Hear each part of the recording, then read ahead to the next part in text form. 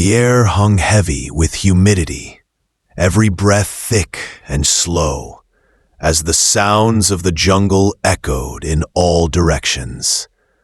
Towering palms and tangled vines stretched overhead, blotting out the sky, while shafts of sunlight pierced the canopy in narrow beams, scattering across the damp earth. Cicadas droned endlessly, broken only by the occasional cry of a distant bird. Along a narrow trail, Japanese infantry moved in cautious silence, their Arisaka rifles slung tightly to their shoulders, bayonets glinting faintly in the dappled light.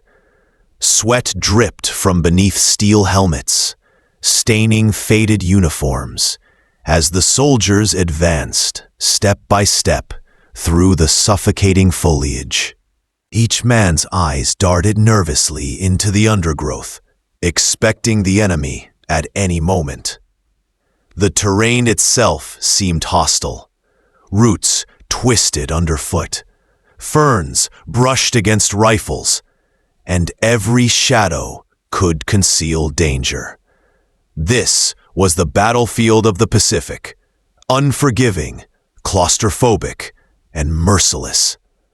But what they did not know, what none of them could yet imagine, was that hidden just beyond the tree line, waiting in silence, were American soldiers armed with a weapon unlike any they had faced before.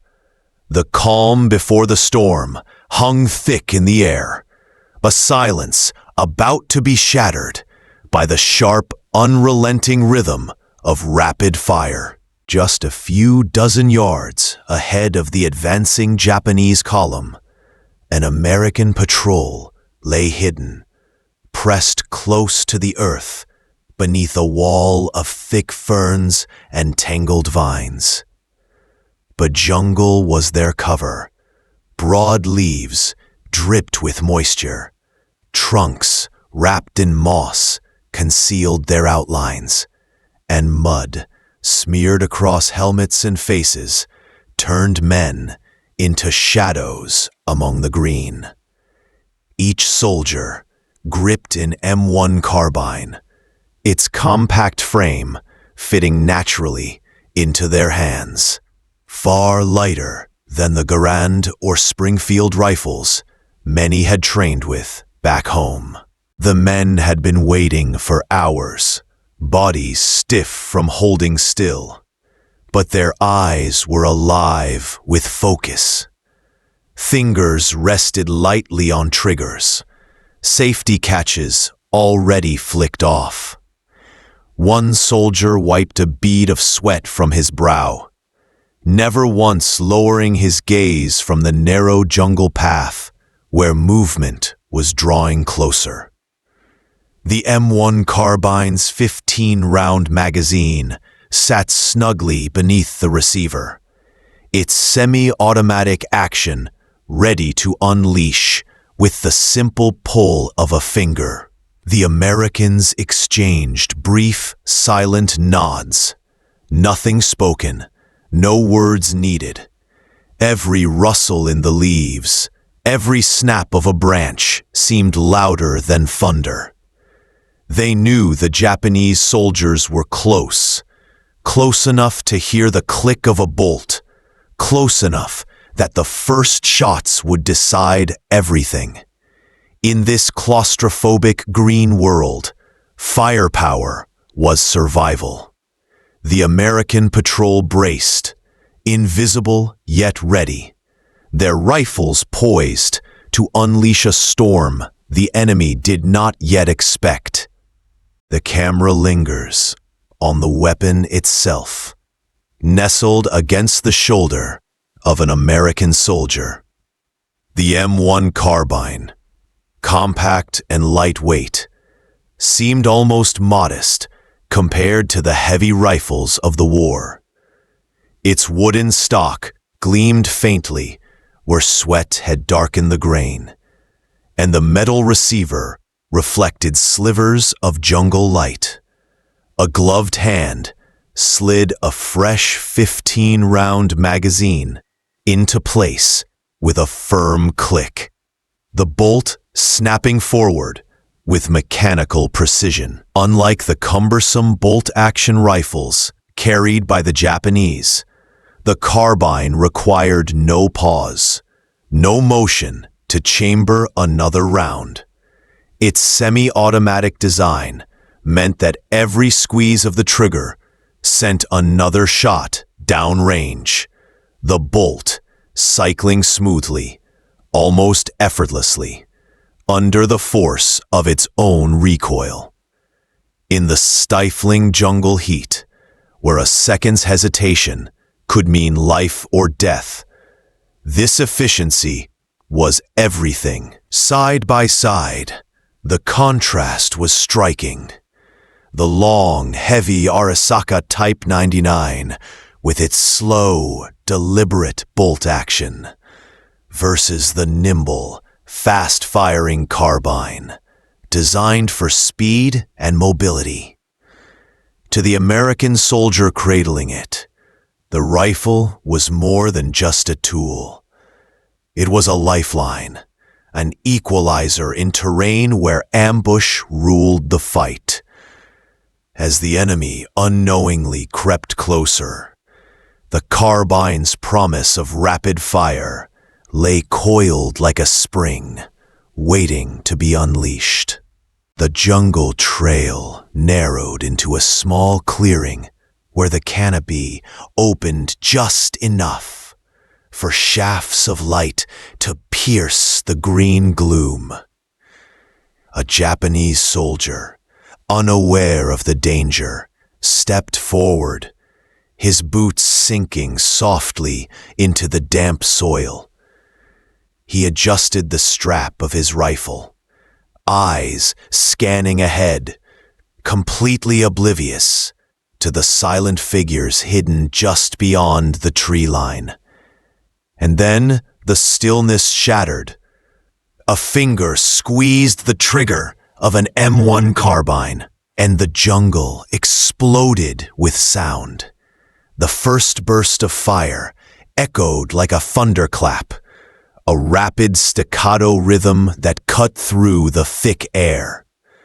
Leaves shredded, dirt leapt from the ground, and smoke drifted instantly into the humid haze. The Japanese soldier froze, stunned by the unfamiliar roar. His comrades behind him hesitated only a second before panic spread through the line. They had expected the sharp crack of a single rifle, a pause, then another. But instead came an unbroken stream of fire, relentless and merciless. Bullets struck tree trunks, ricocheted off rocks, and tore through the undergrowth.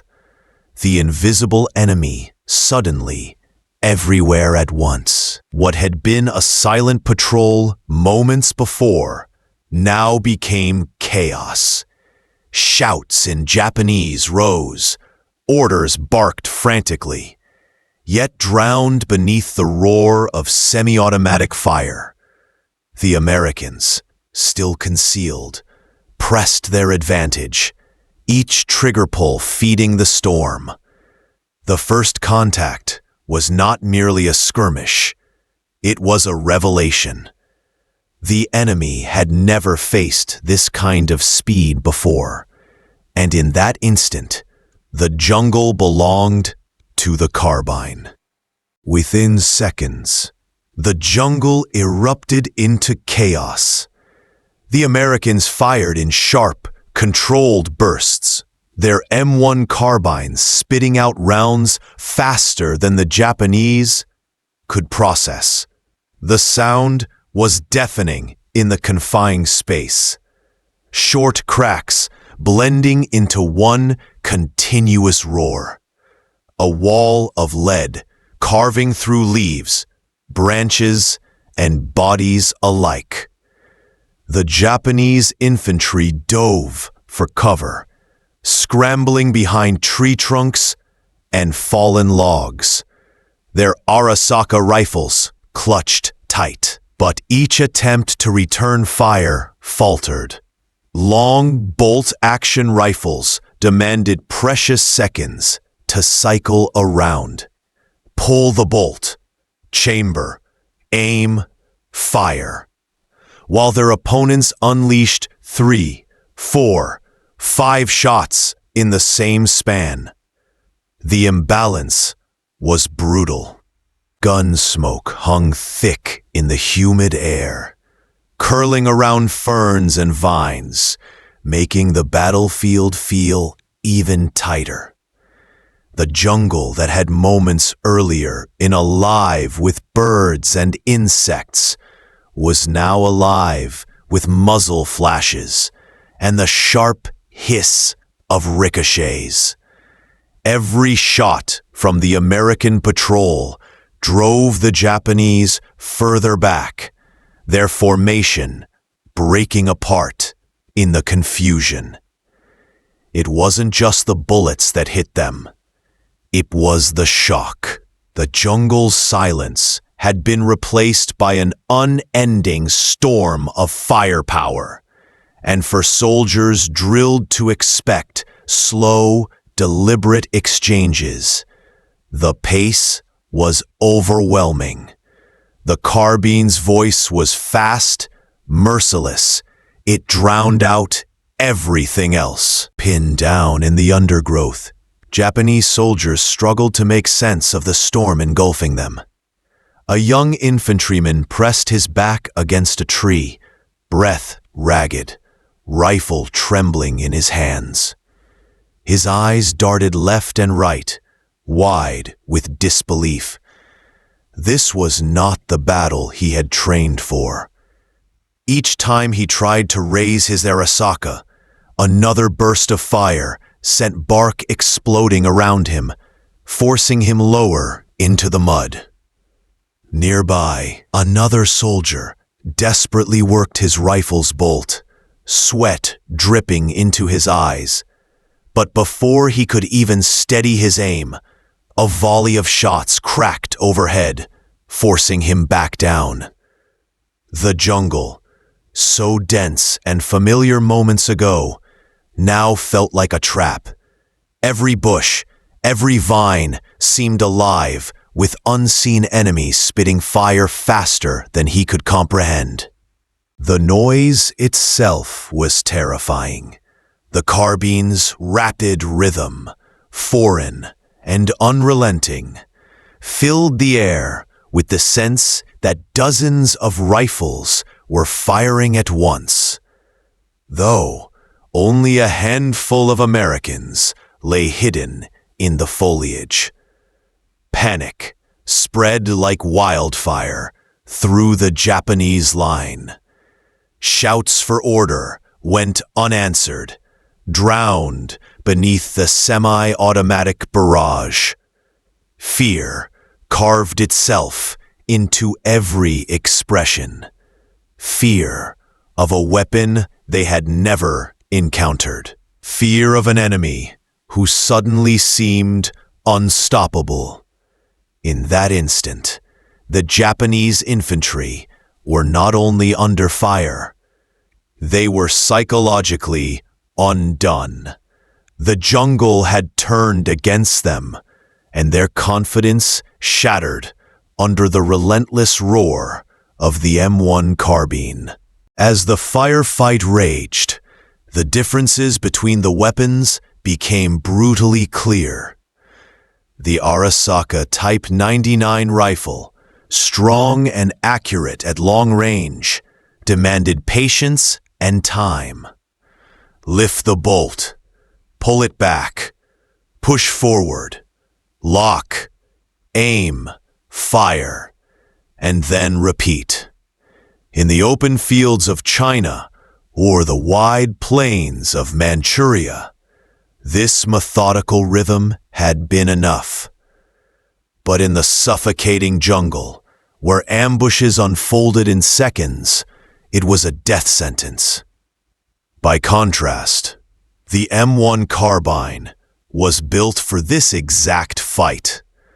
Lightweight at just over 5 pounds, short enough to swing freely in dense vegetation, and armed with a 15-round detachable magazine, it gave American soldiers the ability to unleash a steady stream of fire without breaking their stance or losing precious seconds. A single squad, armed with carbines, could create the illusion of a force 3 times their size. Overlay diagrams could show the raw numbers. An Arisaka rifleman might fire 10 well-aimed shots in a minute, while a carbine soldier could empty and reload magazines to deliver 40 or more. Range favored the Japanese rifle, but in the jungle, visibility collapsed to just a few dozen yards. Accuracy mattered less than speed, and speed belonged entirely to the Americans. It wasn't just hardware, it was tactics transformed. With the carbine, U.S. patrols could suppress, maneuver, and overwhelm before the enemy could even organize a response. And for Japanese infantry, the realization was dawning. Their trusted rifles were suddenly relics in a fight they were not prepared to win. The dense jungle became a living obstacle course. Twisted roots, fallen logs, and thick undergrowth slowed every step. Yet, the American squad moved with fluid precision, each soldier using their M1 Carbine not just as a weapon, but as a tool to control space. Rapid bursts of semi-automatic fire provided cover, pinning down Japanese defenders while teammates slipped silently to advantageous positions. Bullets tore through foliage, kicking up sprays of leaves and mud, while the soldiers communicated with hand signals and subtle movements. Every shot suppressed the enemy's reaction, forcing Japanese riflemen to duck, freeze, or retreat behind whatever cover they could find. The squad's momentum never broke. It flowed through the jungle like a fast-moving river, with the M1 Carbine acting as both shield and spear. One soldier darted to the left flank, using the carbine to keep the enemy's heads down, while another circled behind, emerging from thick vines to deliver a rapid volley at point-blank range. The psychological pressure was overwhelming. The Japanese defenders, accustomed to slower, methodical firefights, were now reacting not to one enemy, but to a phantom swarm. The continuous fire making it impossible to assess the real size of the American force. By the end of the maneuver, the squad had seized control of the clearing, advancing as if the jungle itself obeyed their command. It was a masterclass in fire and movement, demonstrating how the M1 Carbine's rapid-fire capability fundamentally changed the dynamics of jungle warfare. Speed and coordination, not brute force, now dictated who survived. Amid the chaos of the skirmish, the jungle floor was a tangle of overturned foliage, spent shells, and the muffled groans of the wounded. A young U.S. medic moved swiftly, weaving between trees and fallen logs, M1 Carbine slung loosely across his shoulder. His hands, trained for speed and precision, were already working on the first injured soldier, a private with a shallow bullet wound in his arm. The medic's world existed in split seconds, one eye on the patient, the other scanning for threats. Each burst of M1 Carbine fire from nearby comrades suppressed Japanese return fire, allowing him precious moments to apply a tourniquet, bandage, and reassure the terrified soldier with calm, clipped words. Smoke and dust mingled with the humidity, creating a haze that clung to everything. But the medic remained focused, a lifeline in a world of panic. Nearby, another soldier received rapid-fire cover as he dragged a stretcher through the dense undergrowth. Japanese bullets whizzing overhead, splintering branches and punching tiny holes in the muddy earth. The sound of the M1 carbines, relentless and rhythmic, created a protective wall, a human shield of sound and fury that allowed the wounded to be moved without further casualties. This scene revealed more than just battlefield tactics. It demonstrated the interplay of firepower and human endurance. The M1 carbine didn't merely inflict damage. It enabled Americans to preserve life, even under relentless pressure. The psychological effect on the Japanese soldiers was evident. The enemy saw medics moving freely under fire, their rapid-fire rifles creating a near-impenetrable zone, and realized that these Americans fought not only with speed, but with an unshakable confidence in each other. By the time the squad regrouped, the wounded had been stabilized, their survival a direct consequence of both tactical planning and the M1 carbine's suppression capability.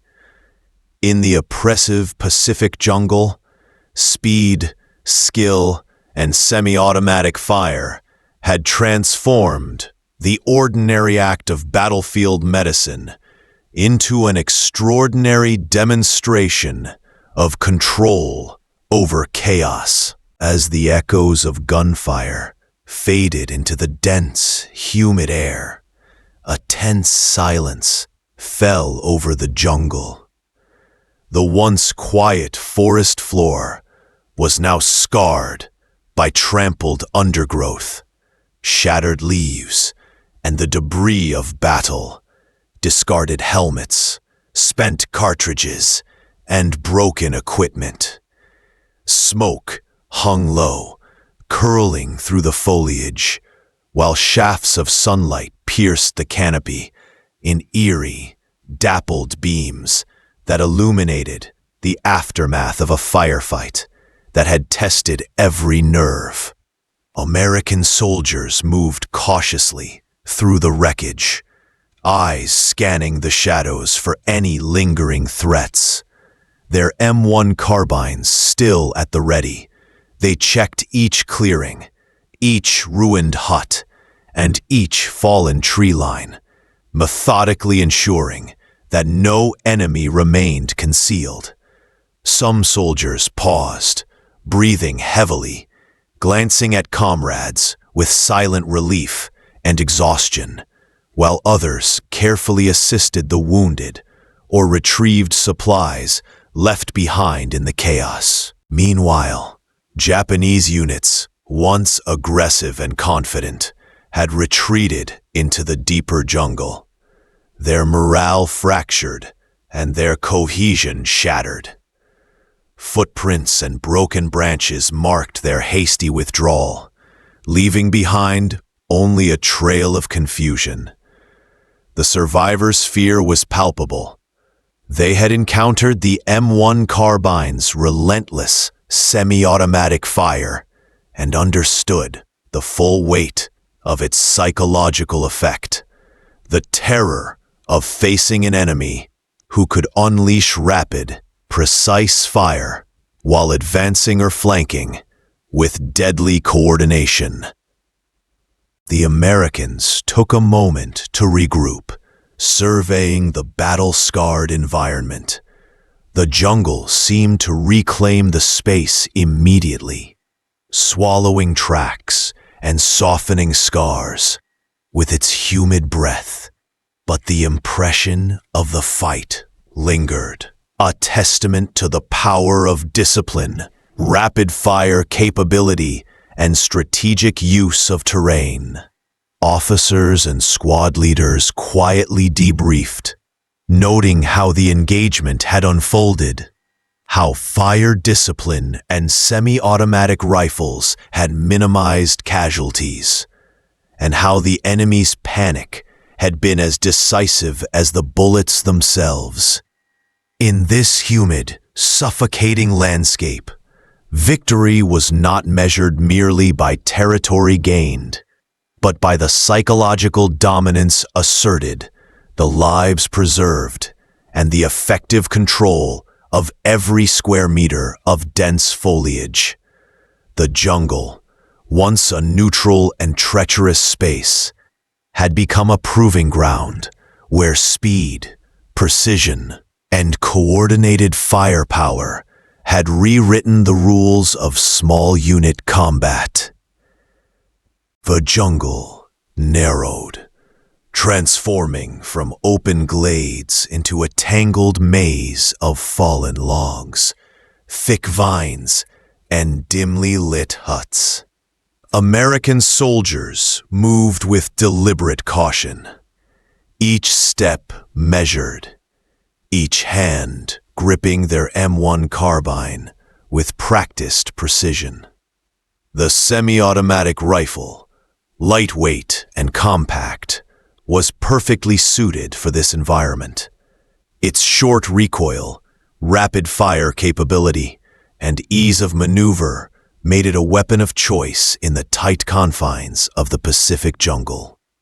A squad approached a small, abandoned hut, the walls pockmarked with bullet holes, and the roof sagging under years of decay.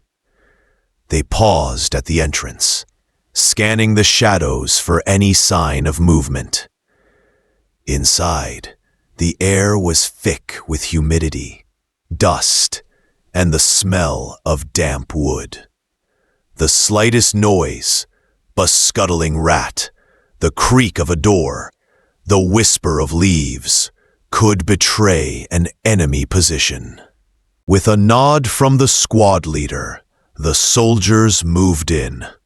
The M1 Carbines came up in unison, barrels sweeping through narrow doorways and shadowed corners. Each squeeze of the trigger unleashed a controlled burst, the rounds firing rapidly, yet with remarkable accuracy.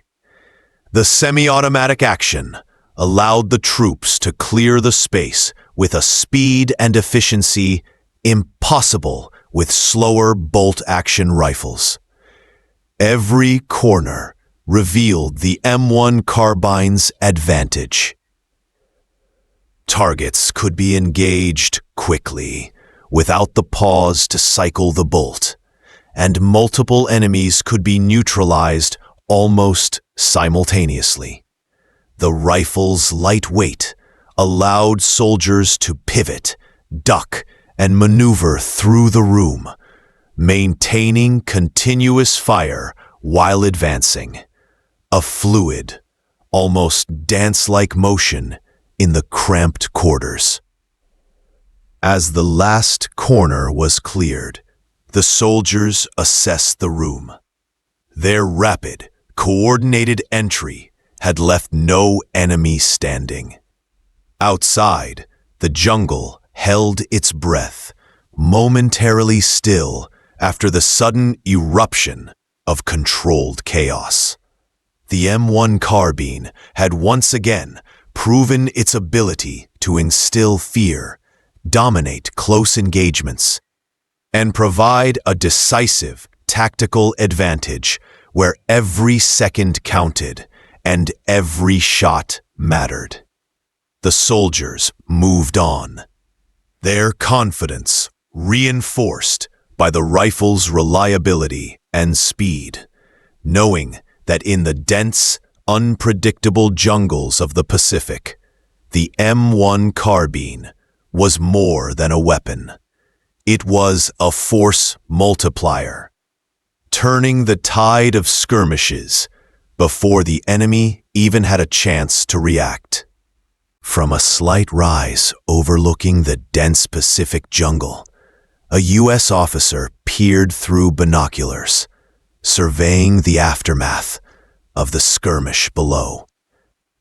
The foliage, once pristine and undisturbed, was now flattened in patches, scarred by the rapid bursts of M1 Carbine fire.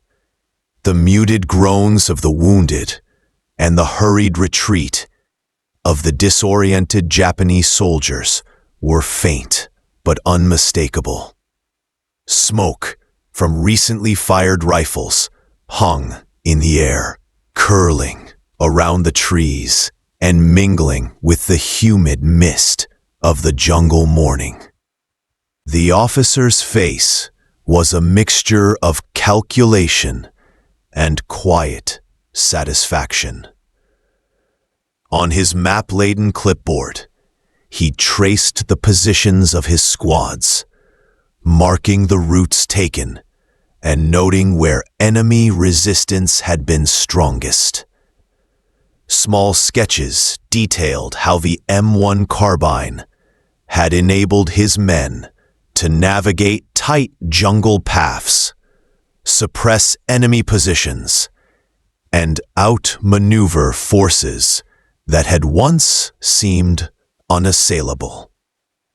Reports from squad leaders confirmed what the officer already suspected: the psychological impact of rapid semi-automatic fire was just as significant as its physical effect. He watched as the American soldiers regrouped below, checking their gear, exchanging quiet words of reassurance, and scanning the terrain for any lingering threats. Each soldier's posture reflected confidence, born from repeated success. The M1 Carbine, a constant companion in their hands. The officer knew that these engagements were not just tests of marksmanship. They were demonstrations of how weapon innovation could reshape small unit tactics in the unforgiving jungle environment. As sunlight pierced the canopy in shafts, illuminating patches of the battlefield, the officer noted the pattern of retreating Japanese forces. Their morale had been shattered, their advance slowed, then halted entirely. The M1 Carbine had transformed the way his men could project power through the dense foliage, providing a decisive edge in speed, mobility, and firepower. He made a final note in his journal. The jungle no longer belonged solely to those who could endure its heat and shadows. Now, it belonged to those who wielded the firepower, adaptability, and tactical ingenuity of soldiers armed with the M1 Carbine. From this vantage point, the officer could see not just a battlefield. It was a proving ground, a living lesson in how technology and tactics intertwined to dominate the chaos of war. The jungle had fallen silent, save for the rustling of leaves and the distant calls of birds returning to the canopy. Smoke lingered in the humid air, twisting through broken branches and flattened foliage, marking the path of fierce engagements that had unfolded just moments before. On a nearby ridge, a group of American officers and analysts studied maps, sketches, and field reports, piecing together the story of the battle. Each notation, each arrow on the map, illustrated how the M1 Carbine had redefined the engagement between the lightly armed American patrols and the previously confident Japanese infantry. A large diagram was pinned to a makeshift wooden stand. On one side, the Japanese Arisaka Type 99 bolt-action rifle, its slow rate of fire and cumbersome reload illustrated. On the other, the M1 Carbine, semi-automatic, lightweight and fast, capable of delivering a relentless stream of bullets in close quarters. Graphs showed rounds per minute, effective range, and reload times. The contrast was stark, a clear, visual explanation of why the Americans had dominated, despite often being outnumbered. Nearby, officers reviewed after-action photographs, Japanese soldiers frozen in terror as they were met with sudden bursts of fire. American troops advancing under the cover of their rapid-fire rifles, and the chaotic aftermath of the skirmish. Each image underscored the psychological impact the M1 Carbine had wrought. Panic, confusion, and retreat, replacing disciplined enemy resistance. Notes in the margins emphasized how speed. A young lieutenant pointed to a sequence of drawings showing squad maneuvers, highlighting how the rapid-fire capability allowed Americans to suppress, flank, and neutralize enemy positions that would have been nearly impregnable with slower bolt-action rifles. Commanders nodded, understanding that the lesson extended beyond this single encounter. The M1 Carbine had become a force multiplier, its effect magnified not just in bullets, but in the courage and confidence it instilled in its users. Finally, a text overlay on the diagrams summarized the decisive edge. The M1 Carbine changed jungle combat, instilling fear in the enemy, increasing squad mobility, and giving Americans a tactical advantage that would redefine Pacific warfare. As the camera panned over the calm jungle, now scarred but reclaimed by nature, the significance of the weapon and its role in these engagements was clear. Technology, training, and innovation had converged to transform both tactics and outcomes, leaving a lasting imprint on the history of jungle combat.